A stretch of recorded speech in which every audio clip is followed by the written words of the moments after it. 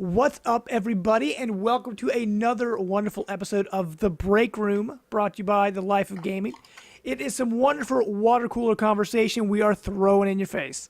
So, on this episode, we're going to be talking about something that Brant had some interest in, a little world known as PlayStation. Now, that's the opening for PlayStation. Oh, wait, is it? It has like a theme?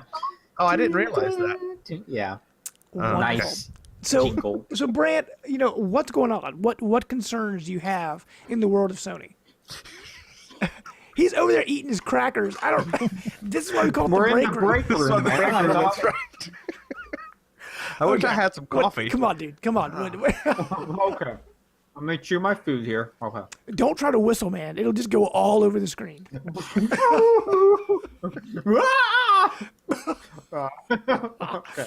I'm good. And that's why we record this after our normal podcast. It's late here, James. I know. Go for it, man. What do you got? Hit it. Hit us with it. Okay. So what I was thinking, when I see PlayStation, what I worry about, and they're doing a good job of monitoring this right now, but sometimes I feel like they are trying to spread themselves out too thin.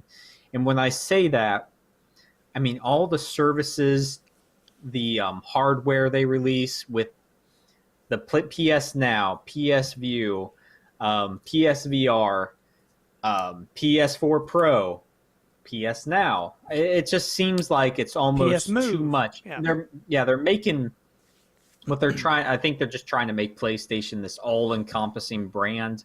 You can choose what you want when you want it, which in some instances works because you don't have to own View or Now or anything. It's just there if you want it. But I feel like that could come back to haunt Sony, or if another company did this, that they're spreading their forces too thin.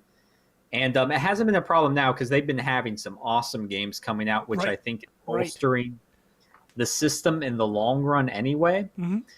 So I was just wondering what you guys think about if another company was doing this, how would it affect them? It's working for Sony right now, but I also worry that the content could be too strung across too many things. So I don't know what you guys think about this. Right. And Sony's in a really interesting position right now because over the last, however many years, they're just cutting off divisions, right? They don't make cameras anymore. They don't make PCs anymore. They still make TVs, right? Or they stop making TVs. They still make TVs, but like they're just cutting off all these divisions, right? They're just like chopping off all this, all the dead branches, I guess you could say. But the PlayStation is doing, that's their most popular thing, right? The PlayStation is doing really, really well. It's making the most money for them. Right, but they still make a lot of mistakes with the PlayStation because, like we mentioned before, like in PS3, they had the PlayStation Eye, and they had the PlayStation Move, and they had Wonderbook, and all these things. They never really embraced them, right? They made them, they just threw them out there and said, "Here you go, guys," and then they didn't do anything with it. PlayStation TV. Remember PlayStation TV? It came out as this nice little device. They charged. I forgot about that. They had a lot of. They charged a lot of money for that, but then it came down to like $20 or whatever, and they still weren't selling, so they just totally canceled it. But it was, you could play Vita games and I forget, some backwards compatible games. It was very shallow because you can only play certain Vita games.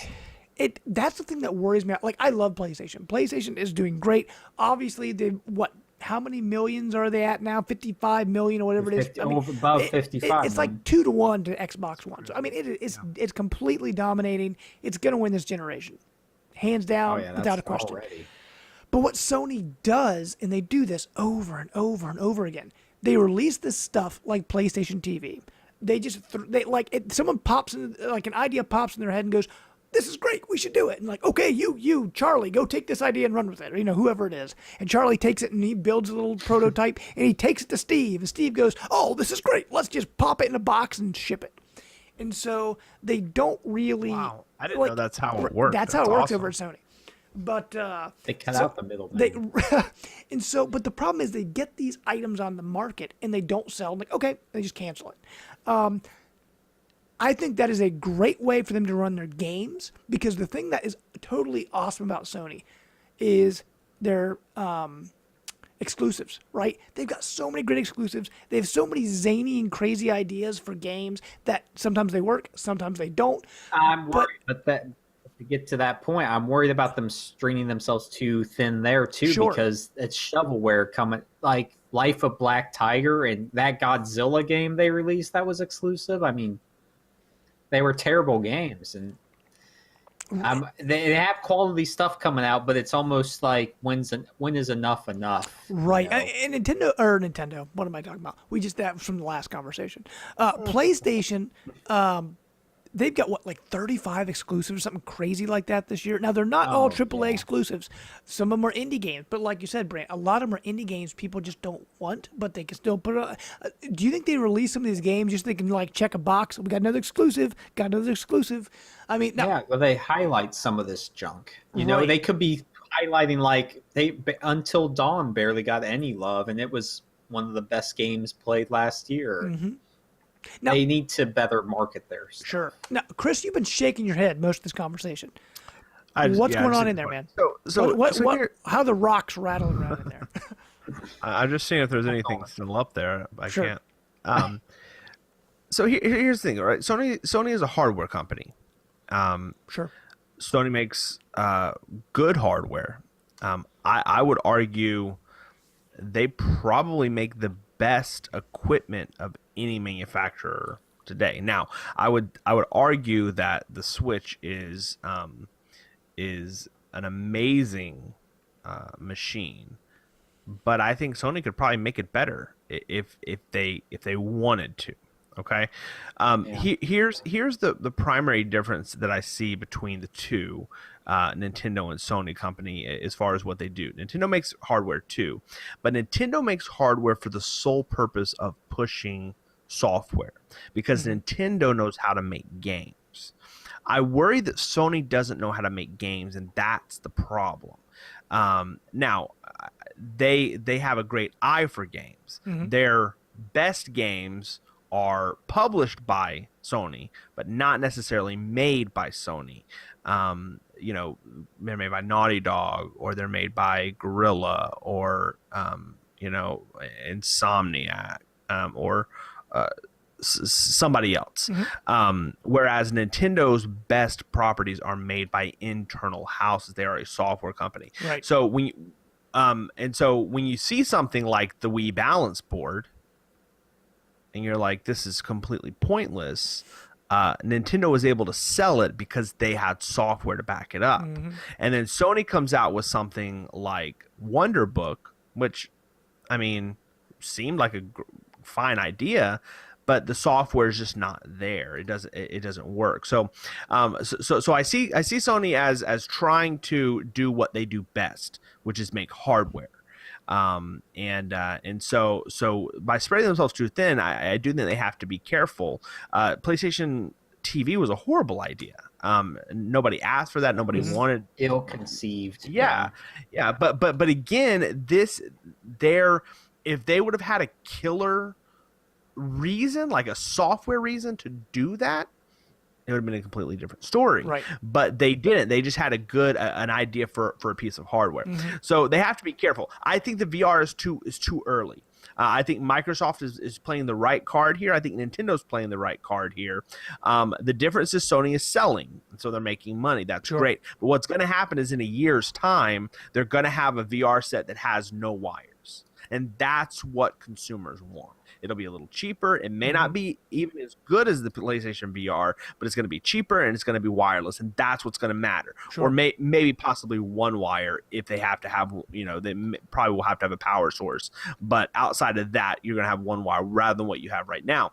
So Sony pioneers it, right? They come out, they have the PSVR is brilliant. It's amazing. It is probably of all of the headsets the most comfortable to wear, and it looks super cool. I mean, you know, it is a cool looking piece of hardware, but you know, sometimes that you have to be careful. Like, there's no software on it. Right. Right? I mean, Josh went on and on about the reason they finally got the reason to own a PlayStation VR in January when Resident Evil came, right? I mean, that Josh. I mean, I'm not That's putting the words in your killer mouth. app. That's the Right. killer app. Right. It was not made by Sony, right? Yeah, And exactly. it came out what 3-4 months after it launched. What launched in October, November, something like that. So again, they have great ideas, and so what Sony does is Sony makes great ideas, and they're like, okay, now go make something for it, and it's and make it great. And you have to be able to at least have. Nintendo does the same thing. Right, Nintendo made the balance board, and then Nintendo said, hey, anybody who wants to make balance board games, let's do it. Nobody did because nobody cares, but they were able to sell it on the back of money their for it. Right. Right. And kind of going off what you said, Chris, I mean, a couple things I've noticed, while we're having this conversation, thoughts going in my head. First, I completely agree with what you said. PlayStation, they are hardware manufacturers. That's what they make best. Nintendo, they're the best software manufacturers. That's what they do best.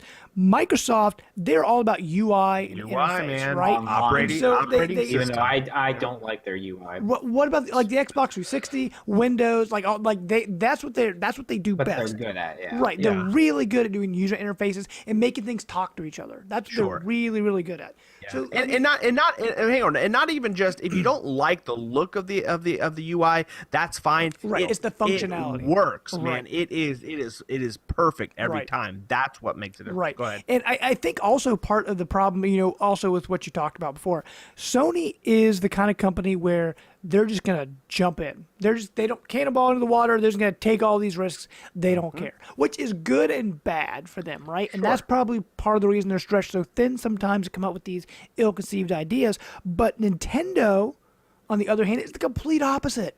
They don't take a risk for anything. They're like, we're just going to stay over here. We're going to stay in the kiddie pool. We are not jumping in the deep end. We're going to stay over here. Xbox is kind of the opposite, or they're like right in the middle because they want to take chances and then they cancel it because it's like, we got Phantom Dust, it's canceled. We got Scalebound, it's canceled. We've got, so they have all these, and I can't remember, they just announced another exclusive got canceled. I can't remember what it is. Then the problem with that, which is a whole other story for another day, is they're kind of like on the fence about stuff and they're never sure what they want to do, and then they get so far down the road and they just cancel it. Where at least Sony releases it out to the public. At They're least trying new things. Right. At least Sony is trying. Yeah. I think what Sony needs to do. Keep making great games. Keep, like you said, they've got an eye for it. Exclusives. They know Naughty Dog. They know Insomniac. They why it's know booming. From Software. They've got all these great connections. Let them make the awesome software.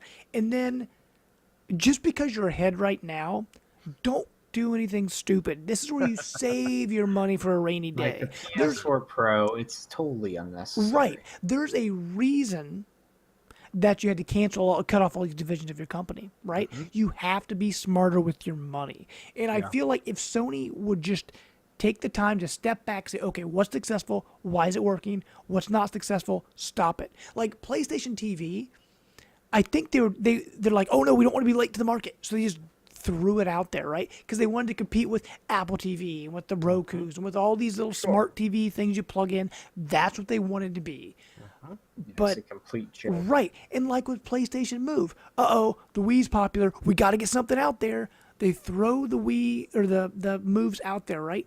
How many games used it, right? We had No More Heroes. We had Deadman's Quest. We had and what was that Lord of the Rings, Championship Lord of the Rings, Sports? Aragorn's Quest, Right. which was So awesome. there really wasn't that much there. So what they need to do, they need to come up with an idea, sit on it long enough to make the idea work properly, get the software behind it, get the hardware behind it, and then put it out as a full package. I feel like Sony's biggest issue is they're not putting out the full package. They release a little bit of it and hope somebody will pick it up and then they can fix it as time goes on. I think VR is the best instance of them actually taking the time because Right. new games come out every week for it.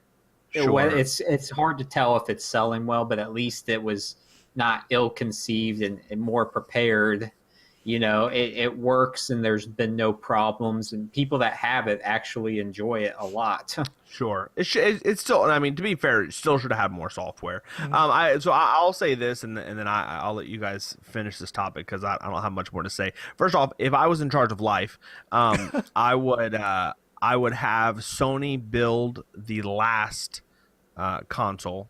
I would have Microsoft design the interface for it, and then I would put Nintendo in charge of making games, and that would be the perfect console. Sure. I will say this about the Sony. Playbox Switch. The one thing, awesome. the one thing that they're great at is you're talking about cutting branches, but they have a similar mentality. When something doesn't work, it's gone. Wonder Book. Move. Now they brought Move back for VR, but when Move failed, it was like we're done. Use all that excess. We're moving on. Stuff somewhere. I mean, now PlayStation Vita. It's like when they know something's not going to work, like they cut their ties and they move to whatever's next, which to their credit is a very good way to stay fluid and to stay progressive. And every now and then you're going to hit a home run, which is what we're seeing. Now, speaking of reusing hardware, like how they brought the Move back, they're kind of bringing all that stuff back. Do you guys remember? Chris, you probably don't remember, but Brant, when Resistance 3 came out, right? They had that Move gun. Remember that? The Move gun, they're bringing that back. That's going to be, I forget what they're calling it. They're calling it something totally different. It is literally the exact same holder. That's only instead of being black and orange, it's gray and it's like gray and pink or something. So they repainted. Yeah, so they repainted it and they're putting it back out. They called it something different. So that's one thing they are good at. They go back to their history and say, this did work. We just didn't give enough time. Let's fix it. Because the new one's a little bit nicer. They've actually got buttons on it now because the original one didn't have buttons on it. Yeah. And they fixed it up. So they're really good at taking past ideas. And once they have time to give it the time it needs, it turns out really well. Yeah. But, Brant, I mean, I guess to kind of cap off this conversation, what do you think Sony needs to do? If you ran Sony PlayStation, what would you do? That's right. Stay the course. Don't react to whatever Microsoft's doing. They've won that battle. Just keep selling PS4s, keep the awesome software coming, and try to support your main things like the VR. Don't give up on that quickly, even if it is, which it's selling well, presumably by what they've reported. But just keep going the course, and the PS5 will come. It's already probably being developed right now, and just sit on that until there is a lull in PS4 sales. But even then, just let it ride it out until very end, and then announce the PS5 and go out with the wham saying this will be the most powerful console ever. Right, and they've got that time, because what's going to happen, Scorpio will be out probably a year, maybe. Yeah. And then here comes PlayStation 5. Because one thing I will say about PlayStation, as you mentioned, their hardware is so good, because just even design-wise, the design of the PS4 is awesome. Like, it looks so slick. It looks really nice on your TV set. And people joke about the Xbox One, but it looked clunky. I mean, I love my Xbox One S. My Xbox One S looks so sharp under my TV. But it's amazing that PlayStation 4 did that the first try. Their first system was so small, it was more powerful than Xbox One. It was like half the size, and I mean, it looks so much better. So, hopefully, like you said, Nintendo, Sony, PlayStation, as long as they keep steady, keep on the path they're on, take some chances every once in a while, but not too many. Just stick to your guns, and I think they're going to be okay. But, okay, guys, what do you think about PlayStation? What do they need to do to keep in the game? Do they need to, make some changes? Do they keep doing what they're doing? Should they keep coming up with these crazy ideas? Is that what you love about PlayStation? Let us know in the comments down below. Make sure to subscribe. If you like us, subscribe. Tell your friends. We would absolutely love that. We're so close to 200 subscribers. That would be awesome. And make sure to stick around to the Life of Gaming for more break room, some water cooler conversation in your face. But until next time, we are out. Bye. Bye. We hope you enjoyed this content from the Life of Gaming.